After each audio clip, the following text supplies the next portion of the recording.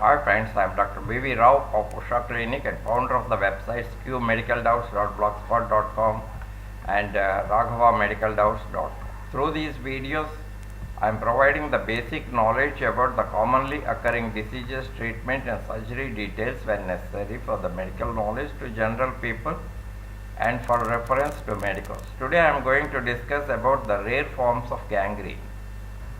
Rare forms of gangrene include diabetic gangrene, infective gangrene, traumatic gangrene, physical and chemical gangrene, and ergot gangrene. Diabetic gangrene.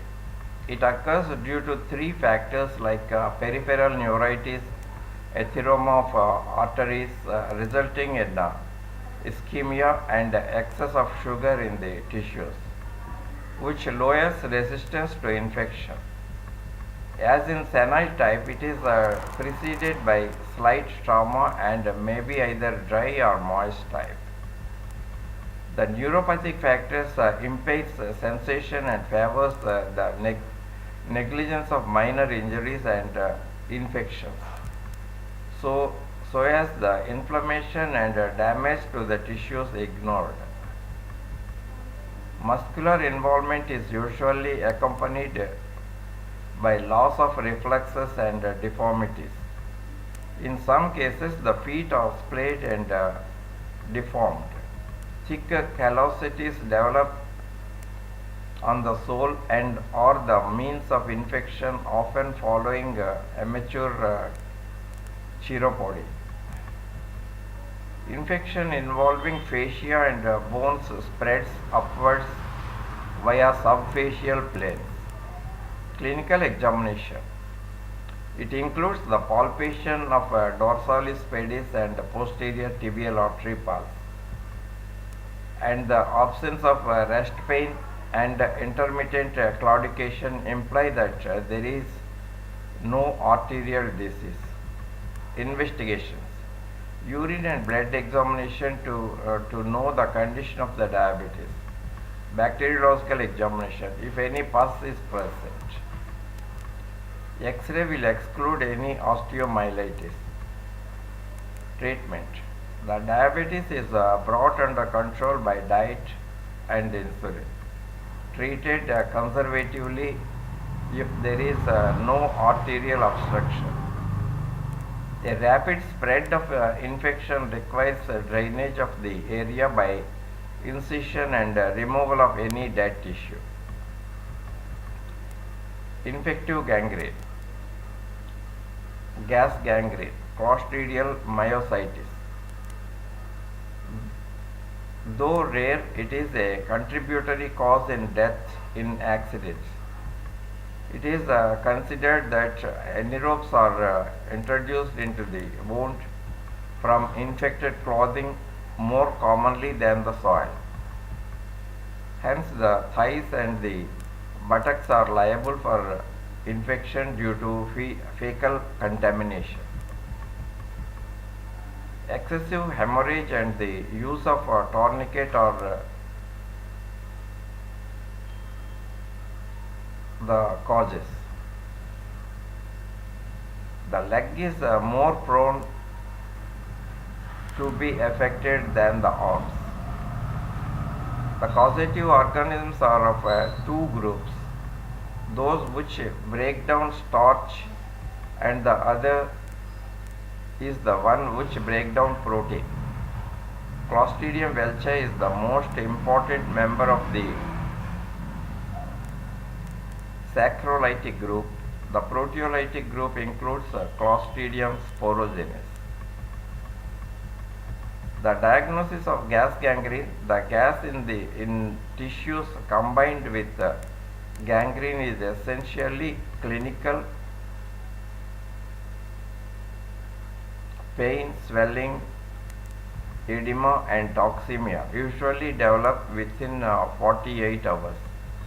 There is a rapid increase in the pulse rate, rise or fall in temperature and vomiting.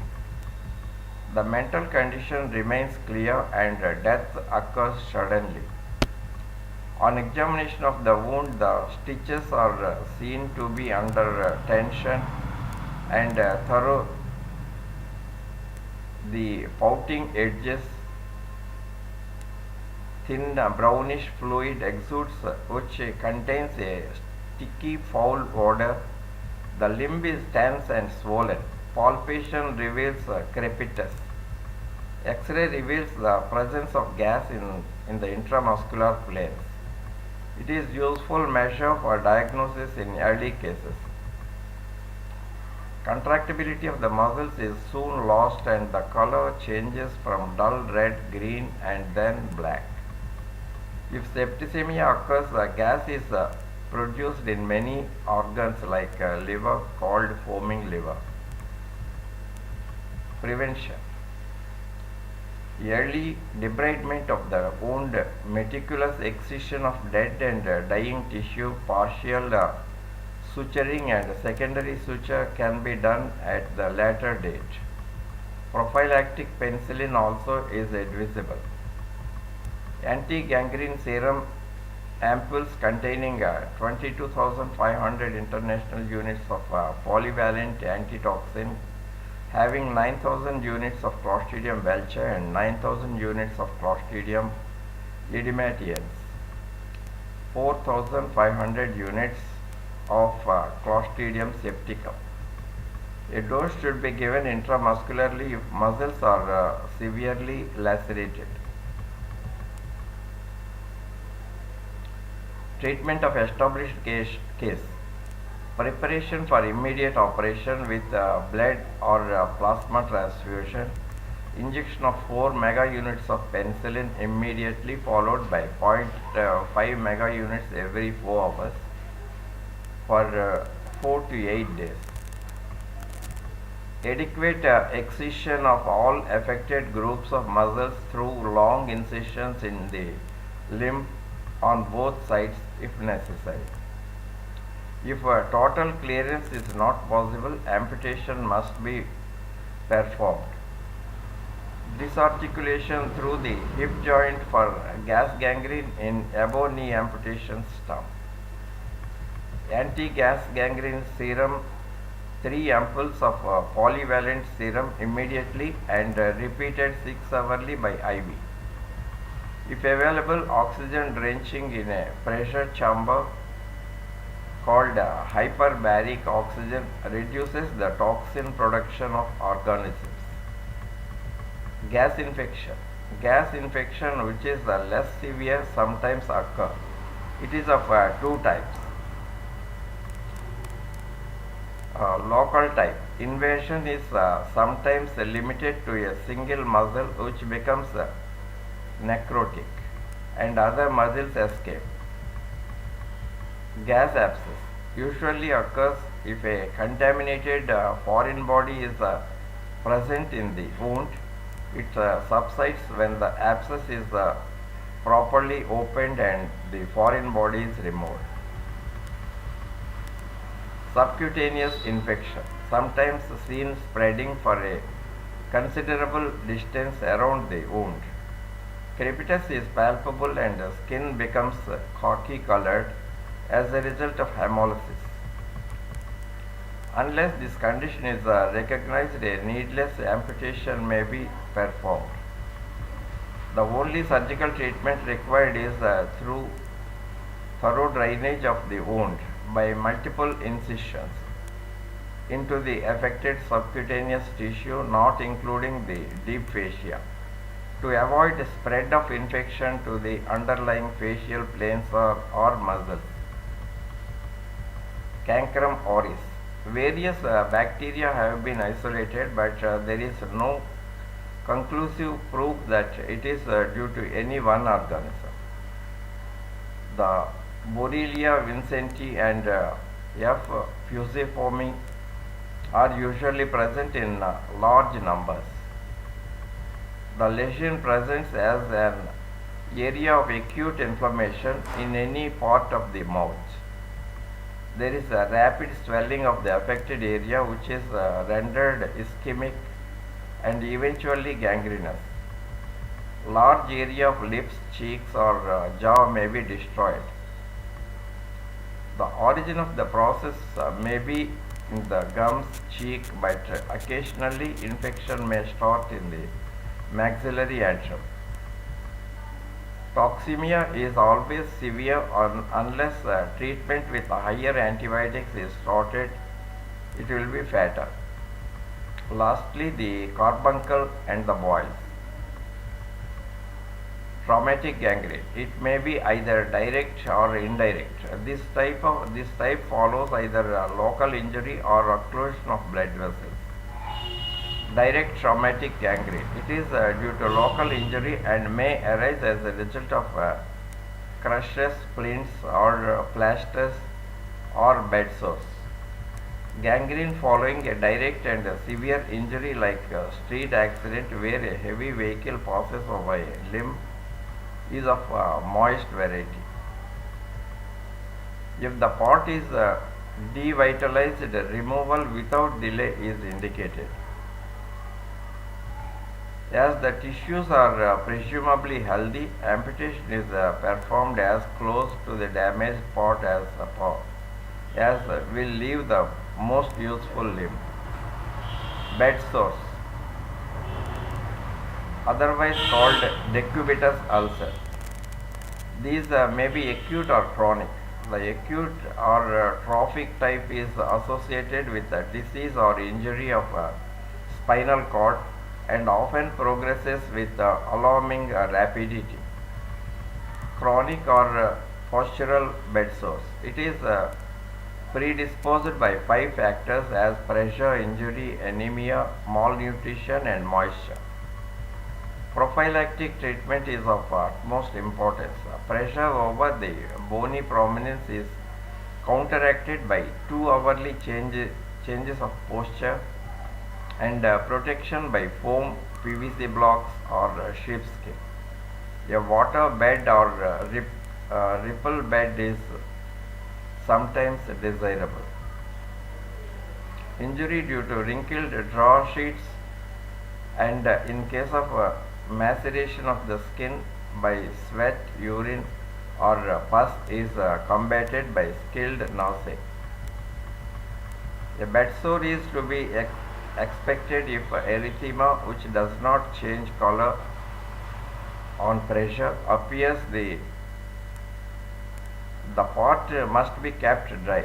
The aerosol silicone spray may be used. Actual bed sores may be treated by lotion or by exposure to keep them as dry as possible with appropriate antibiotics given systemically.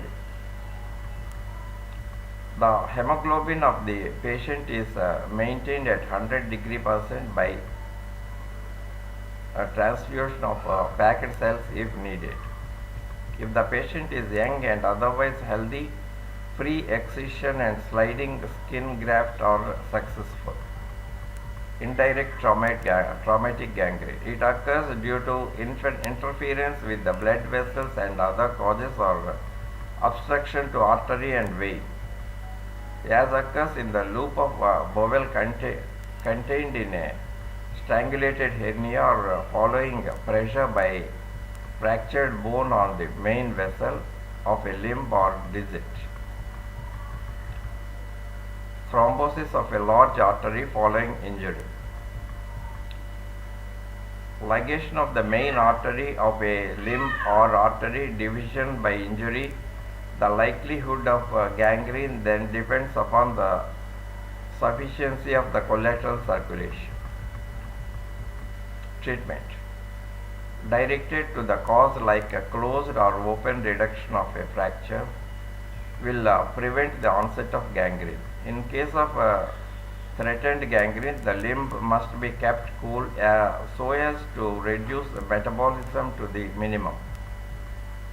When gangrene is slow to develop, delay is sometimes advantageous in that a line of demarcation will indicate the level of vitality. If moist gangrene spreads rapidly, amputation is needed to safeguard healthy tissue and life. Physical and chemical gangrene. Frostbite. It is due to exposure to cold accompanied by wind or high altitude in explorers and airmen. It is also encountered in elderly or vagrant during cold spells. Pathologically, there is a damage of vessel walls followed by transudation and edema. The sufferers notice a severe burning pain in the affected part, after which it assumes a waxy appearance and is painless. Blisters and then gangrene follows. Treatment: frost-bitten parts are warm very gradually. Any temperature more than that of the body temperature will be detrimental, as the affected part will merely rise in temperature equal to that of its surroundings. Many frostbitten limbs have been either stewed or roasted in ignorance, and gangrene then by encouraged. The parts should be wrapped in cotton wool and kept in rest. Warm drinks and clothing are provided. Powerful analgesics are required to relieve pain, which heralds the return of circulation. Paravertebral injection of sympathetic chain may be helpful in relieving associated vasospasm. Amputation should be conservative. Trench foot. It is due to cold, damp, and muscular activity, and is predisposed to by tight clothing or ill-fitting shoes. Prophylaxis is of paramount importance. Numbness is followed by pain, which is excruciating when shoes are removed. The skin is mottled. Like marble, and in severe cases blisters containing blood-stained serum develop and moist gangrene follows. Treatment: the parts should be wrapped in cotton wool and kept in rest. Warm drinks and clothing are provided. Powerful analgesics are required to relieve pain, which heralds the return of circulation. Paravertebral injection of sympathetic chain may be helpful in relieving associated vasospasm. Amputation should be conservative. Einham. It is a disease of unknown etiology. A fissure appears at the level of interphalangeal joint of toe, usually the fifth. The fissure becomes the fibrous band, encircles the digit, and causes necrosis. Treatment: the treatment is amputation. Intra-arterial injection of the thiopentone. It is an occasional accident when a high division of the brachial artery results in one of its two terminal branches, usually the ulnar, passing superficially downwards in the antecubital fossa. Pulsation of the vessel and withdrawal of the bright red blood should prevent this calamity. Injection causes immediate and severe burning pain and blanching of the hand, accompanied by an interjunction from the patient. The needle should be left in position, and 5 ml of 2% procaine and 2% papaverine sulfate injected in order to obviate vascular spasm. Dilute heparin solution may also be given intra-arterially if the needle is in position. If the needle is not in position and facilities are available, the artery may be exposed, opened, and any clots flushed out with a dilute heparin solution. The vein patch repair or papaverine or intra-arterial fibrinolysins may be employed.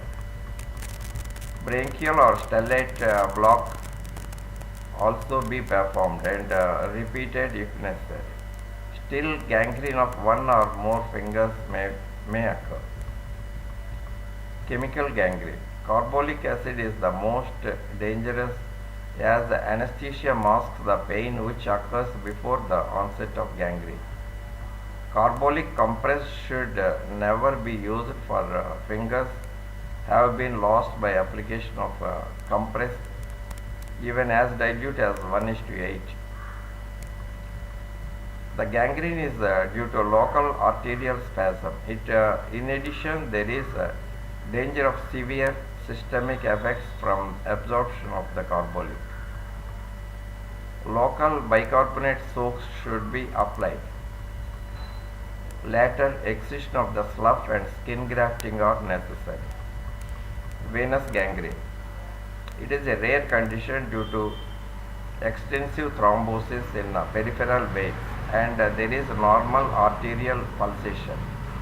It may occur in toes and forefeet without any apparent cause. It may be a manifestation from visceral neoplasm. Trousius sign. It also occurs in peripheral thrombosis due to polycythemia vera. Treatment. The limbs elevated, anticoagulant therapy commenced, conservative surgery performed when the final line of separation appears. That's all about the rare forms of gangrene, and in the next video I will discuss about some other disease. Thank you.